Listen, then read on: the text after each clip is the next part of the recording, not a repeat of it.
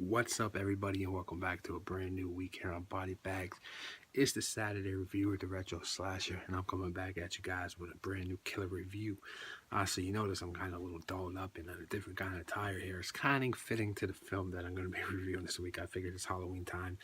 Might as well kind of get inside and channel my inner character to this film. So yeah, the film I'm going to be reviewing is from 1989, which is the year I was born in, if you were wondering, and it directed by one Wes Craven. Some of you guys might have heard of him before. Yeah, so no surprise, the title of this film goes by Shocker. Yeah, so this is the Scream Factory's collector edition Blu-ray of the film, which is the version of the film I watched. So yeah, getting into the synopsis and whatnot, this film, it says, about to be electrocuted by a catalog of heinous crimes and unrepentant Horace Pinker transfers into a terrifying energy source. Only one young athlete, Jonathan Parker, with an uncanny connection to Pinker through bizarre dreams, can fight the powerful demon.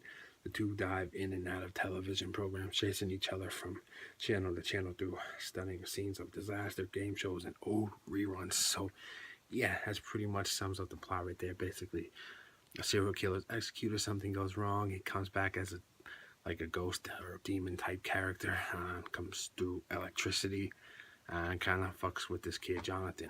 Pretty much your premise of this, and it revolves around a lot to do with TV, which is kind of might be a political statement on the time that this film was made, because everybody was glued to their TVs and whatnot.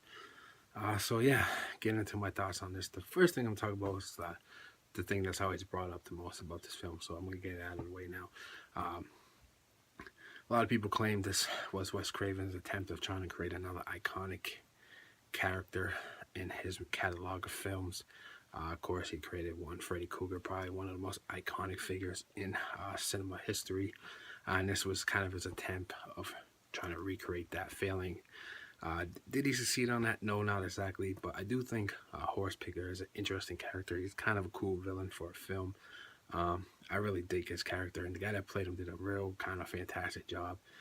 He's in a bunch of stuff like the X-Files and things along those lines. I'm blanking on his name right now, but he's a pretty good, actor.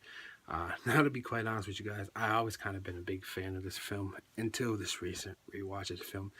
Just looking back on it, it really, really doesn't hold up that well. To be honest, it's pretty cheesy and campy. Very,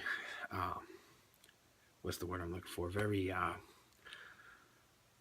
well known for this time, I guess, for this around this time in horror. A lot of films were kind of campy and cheesy, and this fits right in there. It's not really well done because the effects are pretty spotty and they really don't hold up as well. The acting in this film is not the greatest either. Besides the guy that plays Horace, the kid and the girl and whatnot, a bunch of other characters are really, really over the top and kind of cheesy acting, in my opinion.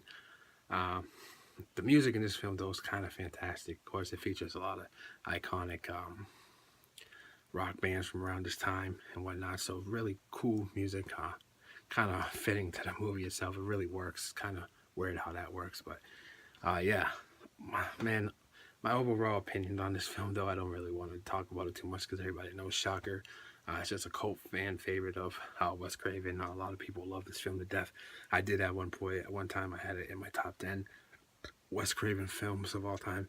It might still be in there, but it might have slid down quite a bit from where I had it. So my overall rating on this film, I'm just gonna give it a 5.5 out of 10. It's just really cheesy and kind of doesn't hold up as well as some of his other films do. Of course, Wes Craven and other films from that time period. Because, to be honest, there was quite a few of these execution gone wrong type films that came out around this period. I think of like Destroy and Prison, maybe another one, but of course Shocker, the bigger of the three. So that's been my review of Shocker, 5.5 out of 10. I hope you guys enjoyed. I'll check you guys out next week with a brand new review. Till then, later.